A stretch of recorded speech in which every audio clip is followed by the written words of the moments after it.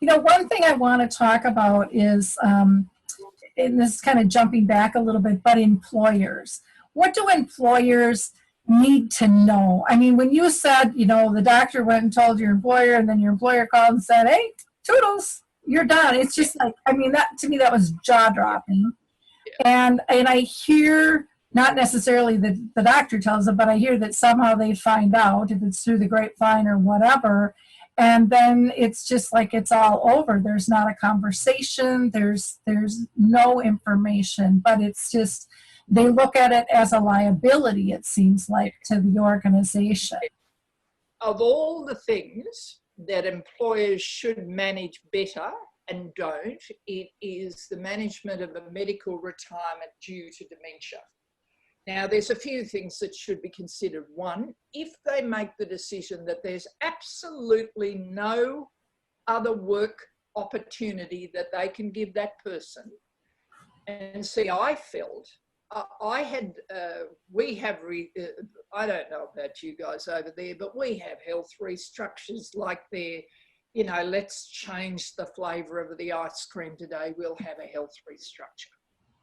So we have yet another health restructure. And in my case, it added on a lot of roles to what I did. And the longest role I had was one called risk management, where I had to ensure that all our hospitals had risk registers, all our departments of all our hospitals had risk registers, our breast screening units, all of that, yada, yada, yada. And look, I knew that like the back of my hand. I knew less well things that had been added on, like the accreditation work, the quality assurance work, because it hadn't stuck in my memory as well.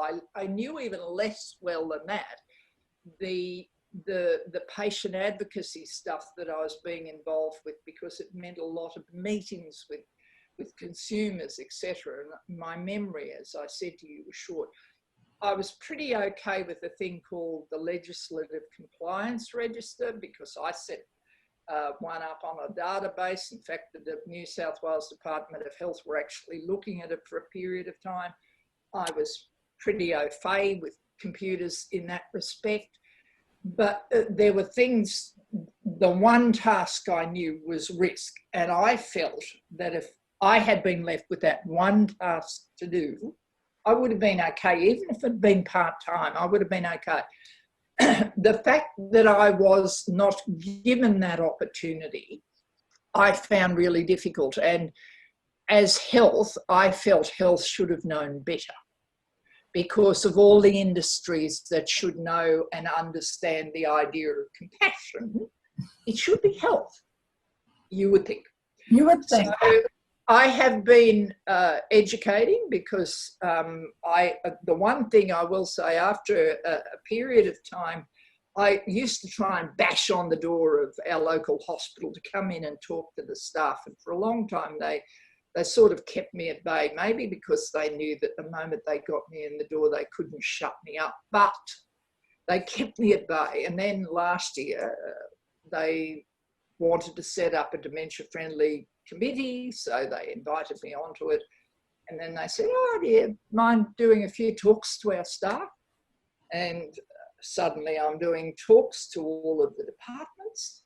And that's how the video came out of it. It was recommended to New South Wales Health that, hey, this girl can talk underwater, let her talk about dementia and educate our staff, which that was originally supposed to be. And I said to them I would do the training, I would do the video, providing they allowed it to be put up on YouTube so that anybody could see it. So we came up with Sarah's story, living with dementia, and it went up on YouTube. What was the original question you asked me? This is just showing my dementia in it. Employers, they've become, every time now that I do a talk with them, I talk about the fact that, you know what, I was given a pretty raw deal by you guys. It's important that you look at how you can support people in the future. And I think now they're starting to engage with it far more.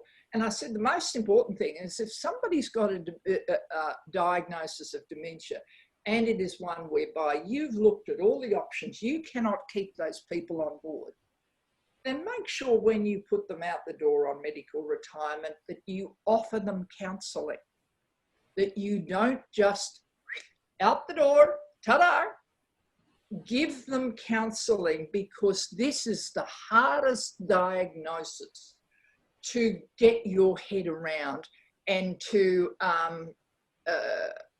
work out what you're going to do. You've got to have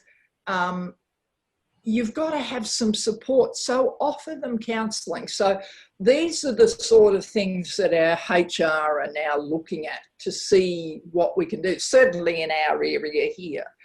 And that's because, you know, you've got people like me beating the drum. I'm on the dementia friendly committee for the Port Macquarie one, plus on the hospital one. We do training, regular training with the staff. I go along, I volunteer my time and go along and I train the staff. Every time they've got new staff, I go along and train them. I'm doing a talk next Wednesday night to the Rotary people. It's all about education. It's informing them.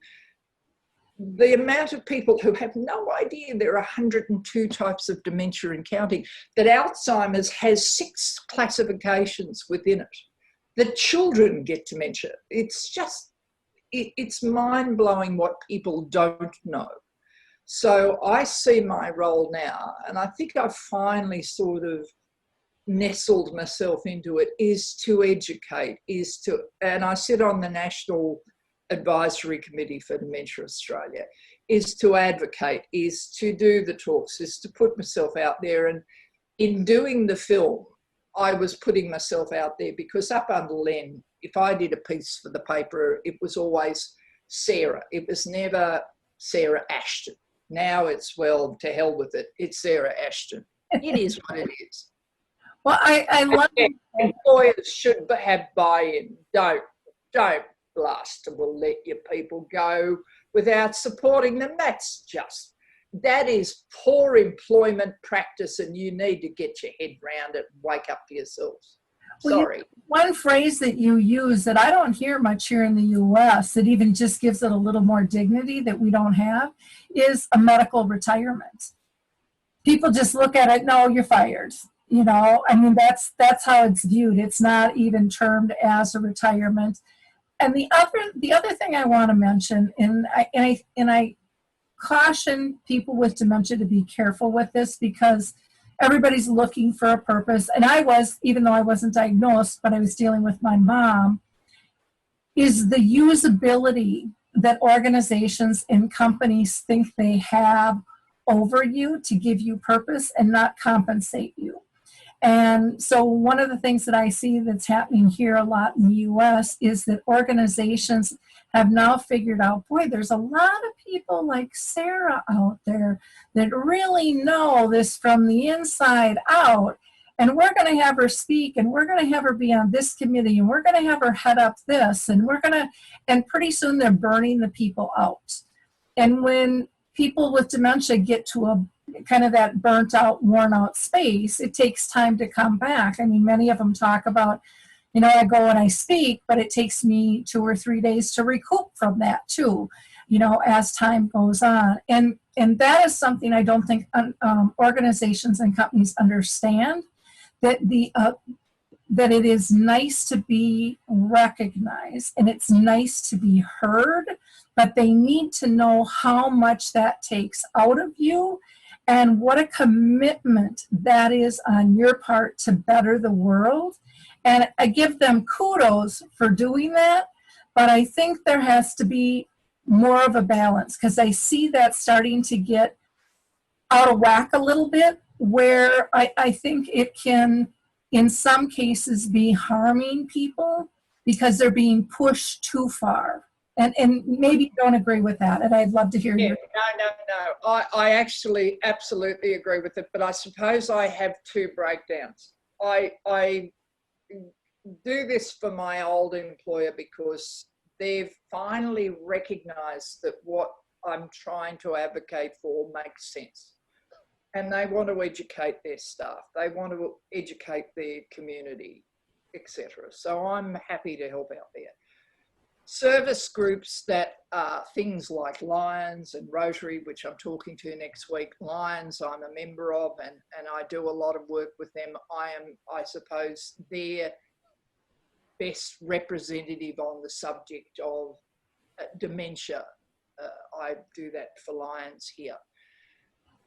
I'm happy to do, but I tell you what, if I had something like a bank approach me and say, now look, would you come along and talk at this conference? You could bet your bottom dollar that I'd be hitting them up for travel, accommodation, and some play money. Thank you very much. And see, that's one of the things here in the US that people are battling. You know, they're donating their time to an organization, and then others want to kind of tap into their expertise, but then they say, well, we don't have the money. And I tell them, because I'm a professional speaker, yeah, they do. Yeah, they do. And you are just as knowledgeable as I am, and in some ways more. And they need to understand and value that. Now, again, that has to be weighed out, that if a person like here in the US is getting some assistance, maybe they don't want that money because that's going to blow any assistance programs they're getting. But then those funds could be donated to an organization or something else. Or it could be devised to maybe make a brochure that's utilized. I mean, there's lots of different ways to approach it, and I'm not saying there's one way or another. I just think it's something that needs to seriously be looked at closer. I know, and absolutely. And see, the whole dynamic in the US is different to Australia, because I need to declare that I get a disability pension, which I understand is not really very much available in the US. Mm-hmm. This is a pension that is enough to live modestly on. As I said, I'm secure in my own property. I have no debts. I've got a little bit of savings, so I can live very modestly on that. I'm not really able to travel because of my medical conditions, so I'm here, and I do get a pension. But and I can earn a certain amount, about $10,000 a year over and above that. But after that, they would hit that up, right? So I would always have to be careful of something like that. The fact that I also am on the National Disability, and I get home supports, and I get the wonderful supports that I do of the home help that I do, sort of makes me feel behoved to my community, that I need to give back to them what I can, and I can give back to them by doing talks to Lions and to Rotary, etc., because they support me and they care for me, and I am fortunate that that is able to happen. Yep. And I love that, because then there's a balance. That's just paying it forward, yep, as I feel I need to do. And that's why when they approached me to do the film, I said, yeah, no problem, no worries. And you know, if we need to bring you anywhere, we'll pay for it. I said, no, you won't. You know, I'll tell you what you need to pay for. But elsewise, this is me just recognising that I'm already being greatly helped in my life. Yep. And I'm not going to be seen to just sort of dig in for that little bit more. Mm-hmm. Private organisations, different ballgame. You know, they've got a whole different line of money that they work with, and I would think entirely differently. My skills at working are not that great that any private organisation is thinking, we must have Sarah to come talk to us, she'll just be fabulous. It hasn't happened yet, Laurie. I am an ex-Toastmaster, and that does probably show through a bit. Oh, for sure, for sure. And just with the positions that you've held and stuff, I mean, those those characters and those skill sets, they stay with you, you know. And many people that I talk to with dementia talk about the more they're involved, the more they feel, you know, they're sharing. They really feel that that is fending off the disease, you know, because it's giving them purpose. And well, one of the things that I used to love that I can't do so much anymore is read. Because when I read anything, if it's a new story, I can't remember what I've just read. So I can, because I've read every Agatha Christie book about 15,000 times over, read it and get a partial enjoyment of the pleasure of reading. But anything new is really difficult because I just can't remember the storyline. And that's been something that grates on me hugely, because I was a 2 or 3 book a week person in my heyday. I love to read. I can't read anymore. And, you know, not that I was a grand cook in the scheme of things, but I didn't mind cooking. My mother did fairly callously, I felt, buy me a tea towel that says, we do 3 things here: take out, microwave, and something else, which I thought was a bit unkind of her. And she did put up a sign that says, I only have a kitchen because it came with the house. And there were little things like that which I thought perhaps said something of my cooking skills in her estimation. But I didn't mind cooking. I love to garden though. It's my great passion. I love music.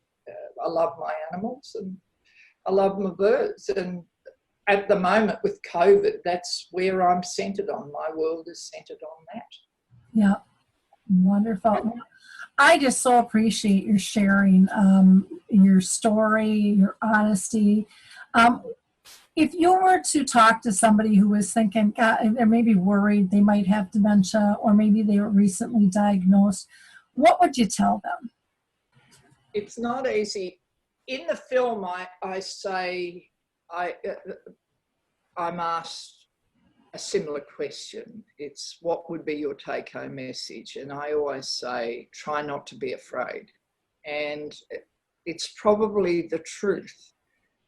I know it's hard, and I know it's overwhelming, and I know it's frightening, but it is important that you take a big breath, and as if you've never swum before, dive into the pool of learning about your condition. I think it's most important, you know, that's why I say, if you ever have a doctor that says to you, oh dear, you've just got dementia, don't you, for any reason whatsoever, you tell them, no, I need to know, what type do you think I have? Or if you can't tell me, send me to someone who can tell me what type I've got. I want to know the part of the brain, what that part of the brain does, and now I want to know the symptoms. Because that helps the family, that helps you, that helps everything. And knowledge is empowering. And the more you understand of your condition, the more you feel in control. Do those wills, do those power of attorneys, do those guardianships. Take control of your life. It's the one thing I can tell people you must do when you get the diagnosis. Take control of your life. For a friend of mine, he'd lived with his partner, this friend John actually, lived with his partner for 15 years, and they got engaged when they got the diagnosis. But as I said, it progressed pretty quickly. They wanted to get married. Now, John absolutely wanted to marry Hazel, but he couldn't, because he could not articulate anymore that he wanted to be married. And so he couldn't get married. And that was a heartbreak to him and a heartbreak to Hazel. And so those important life decisions, if you've been putting it off, grab it by both hands and do it. Whatever you've been thinking about doing, get on with it. Don't muck about, don't do what I did, which was stick my head in the dirt for 2 years because I felt sorry for myself. Don't do that. Just say, well, you know what? I'm going to learn about it. I'm going to give it a shot. Because I tell you what, we're only in here for one run. As they say, life's no dress rehearsal. It's play, performance or nothing. So just give it a go, because there's no second chance here. There's no going back and saying, well, I'd like to redo this. Yeah, give me a do-over. Yeah. Excellent, excellent advice for people. What about family and friends? What do they need to know when they hear? I tell you, I think they are perhaps the worst managers of people in relation to telling people that they've got dementia. A lot of them don't like to tell people, particularly patients that have been with them for years. They don't like to be the one to drop the bomb. Well, you know what? That's your job. Get on with it. Pull up your big girl panties and get on with it. It's what we need you to do. We need you to be honest. We need you to tell us. And if you don't know, and God forbid, if you don't know that there are 102 types of dementia and you're a doctor, change the doctor. Because they should know all of this information. They should know that there are six children's dementias. They should know that Alzheimer's is now broken down into 6. All of that they should know, so that they can empower you. This is about you, and whatever they might say about this, and family might say about it, you just have to remind it, it's not about you, it's about me, and it's about what needs to happen in my life. And I'm in control here for the time being. I'll put the papers in place for when you can be in control, but for the moment, I'm in control. Get it set out, get it organised, but get informed. It is important. I think for family and friends, I don't care if you know no one in your family that's got dementia. That is no excuse not to be informed about a condition that affects other people. And that will, you know, what have we got in the world? I forget how many million people. We've got 500,000 people here in Australia with it. I reckon that's underestimated by about 200,000. But they're saying we're going to have, you know, 1-2 million in 2050. What are these numbers going to be like?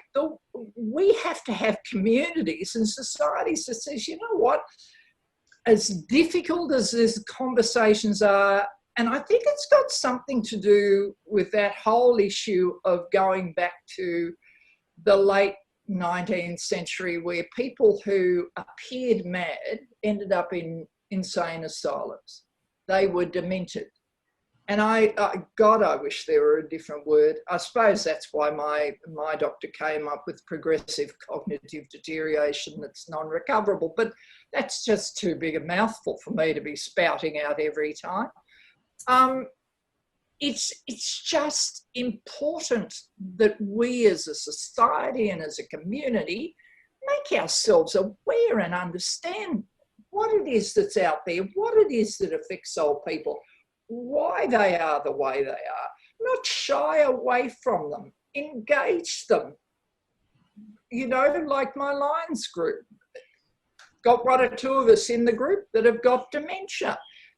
Engage with it, not shy away from it as a diagnosis, because, you know, what is it? 1 in 3 over the age of 80 have the symptoms of progressive cognitive deterioration. It's going to happen, potentially. Yeah. If you go into a room of Rotarians, or most of them over the age of 60, well, I tell you, it's about 1 in 4 or 1 in 5 of you guys. So look around the room, please. Somebody's probably affected here, just not saying anything about it. Yep, or hasn't been diagnosed. Yeah, hasn't been diagnosed, but don't disdain them, don't run from them. You know, like the people who wiped me, I've had 1 or 2 of them approach me, and I tell you what, I've pretty much given them the bum's rush. I've just sort of out. I am not interested in having a conversation with these people. You didn't want to know me when I was diagnosed. Why the hell would I want to know you now? I am quite open with my neighbours about my diagnosis. They're quite open in talking to me about it. A lot of them approach me and talk to me about different things. The daughters will approach me about their mum, you know. Can I just talk to you about mum, this has happened. And because they know, they've heard from mum, oh, Sarah's got dementia, you know. This is important. And I can remember once that the most loveliest feeling I had, I did a talk at a very small place here in Australia called Comboyne, really little town, and a lot of farming community, right? And I did this talk, packed room, and I prattled on as I usually do. At the end of it, a farmer and his wife came up and said to me, he said, I want you to know my wife's got dementia. No, I haven't, she says in the corner. Yes, you have, dear, but that's all right. We're going to manage it now. Now, my father, had he been alive, would have been astounded, because he would have said to you, look, farmers are closed-tracked people. They don't talk about anything they don't have to. But here's this man telling you what was going on. He said, you've made me feel so much better. We'll be able to cope with this now. I'll be talking to the sons about it. I know what I've got to tell them. I'll get it sorted. I'll get our paperwork done. I'll do this. And he had a whole course of action planned. That to me was that was the greatest gift I had for that day. Because that man, he wasn't afraid anymore. He knew he could deal with it. It's all right. I'm going to be able to cope with this. We're going to be fine. And that was important for them to know. To get out and advocate the hell out of it for if you've got a family member with it, you've got to get out and advocate the hell to get them support where you can and get them help where you can, or organise your community to help one another. Yeah. You know, if organise a little group that might mind, you know, I'll mind your mum this week if you mind my mum next week for this day, and all of that, as communities rally around one another. This disease is just about as prevalent as you can get. So you need to dig in and support your communities, and as communities rise up around and just nurture this problem and say, well, how are we going to make this work? Yeah. How are we going to make it function? Because the best place for people with dementia, in their homes, not in nursing homes. Look what's happened. We've had COVID ravage our nursing homes out here at the moment. It's just awful. And the greatest numbers of deaths in Victoria at the moment are in our nursing homes with COVID. But and one just struck me as an example. The son had encouraged mum to go in with Parkinson's, give dad a break, got in there 2 days, hadn't even had a chance to visit her, shut down, lockdown, everything, no one can get in. Mum gets COVID, ends up in hospital. Never got to see her. Large Italian family. They are just broken at the fact they were not with their mother and grandmother to nurse this woman. If they had known, she never would have been there. She would have been at home. I would have been helping Dad to look after her if I had known what was going to happen. So, you know, look, we live in really uncertain times at the moment. And COVID makes it more uncertain. So you have to rally around your communities and say, you know what? We're going to look after ourselves. We are going to be our own best managers. We're not going to leave it to anybody else. We're going to advocate as groups and really push the point as to how and when you get support.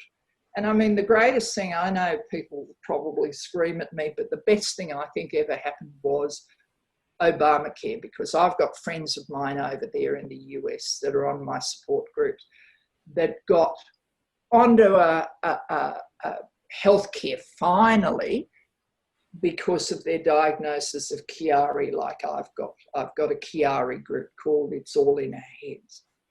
And they weren't able to get onto it until Obamacare came in. And I thought that was the greatest thing that ever happened in America. It was the most important thing to me to see that there was the opportunity that a lot more people than was at the time were suddenly able to get support. Children were able to be brought onto care that had medical conditions that couldn't be brought on. And that was so important for me to see happen. And I was just cheering from the sidelines that it did.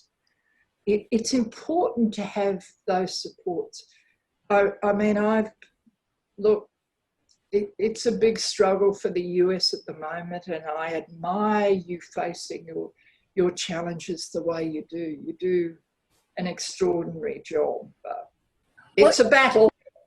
It's a battle. And I think, I personally believe that dementia is here to teach us to create unity through community. I think we've gotten away from that. We've all kind of are doing our own little thing, and everything's about me instead of we. And I think all that's coming back.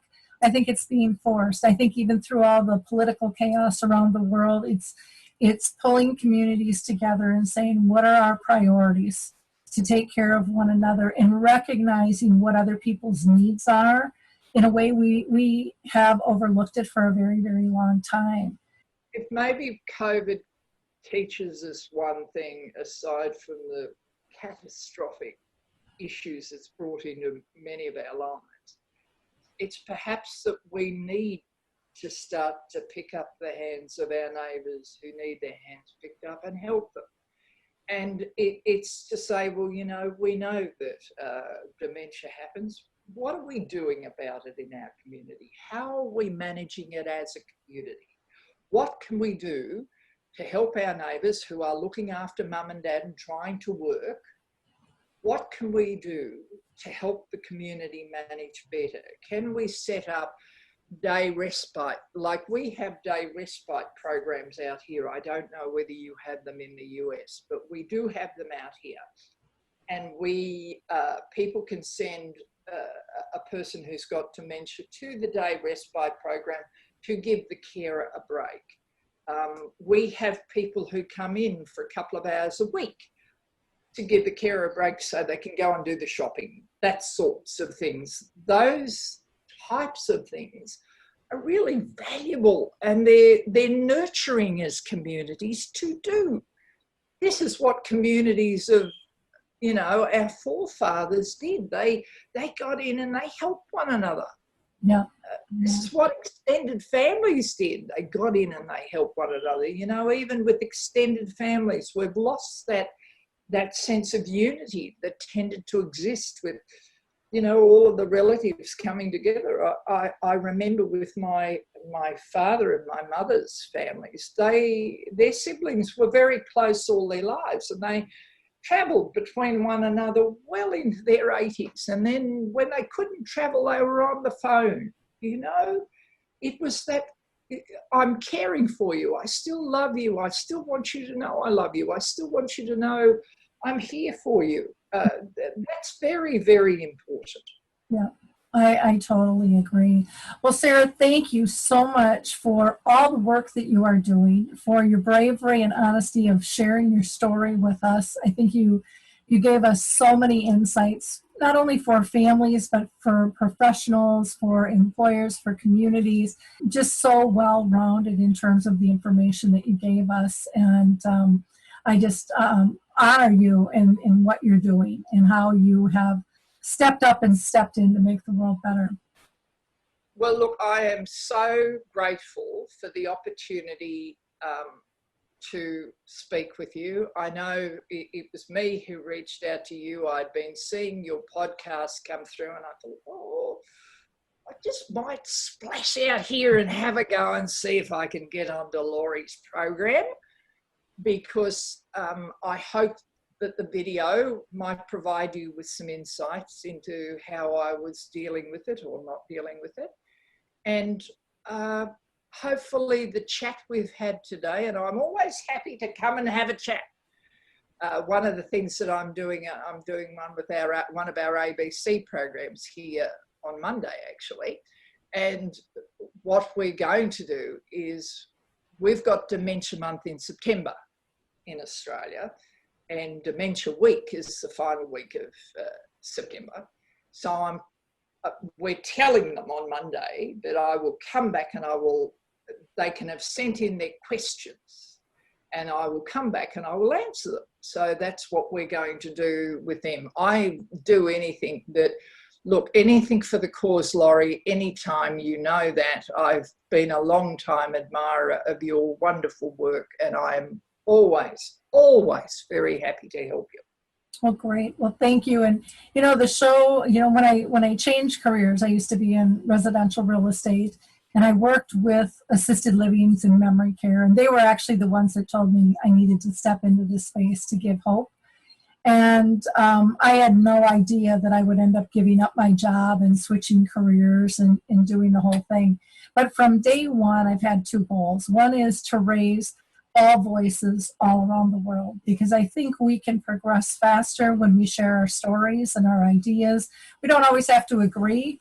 Part of that is by listening and learning from other people and opening up our minds to new ideas.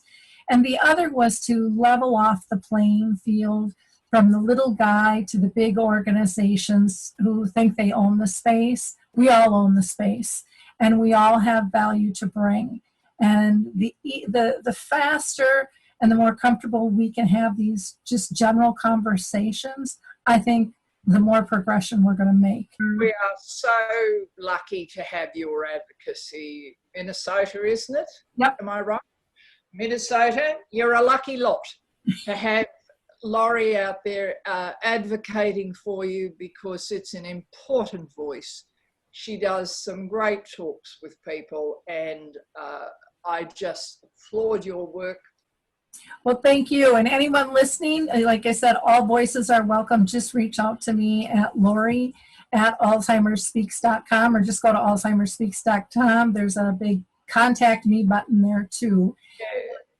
I should add, I have a group called Joining the Dots for Dementia that you can find on Facebook. There's a public page where we publish articles, and there's a private group page which is a support group for those with dementia and for carers and for advocates.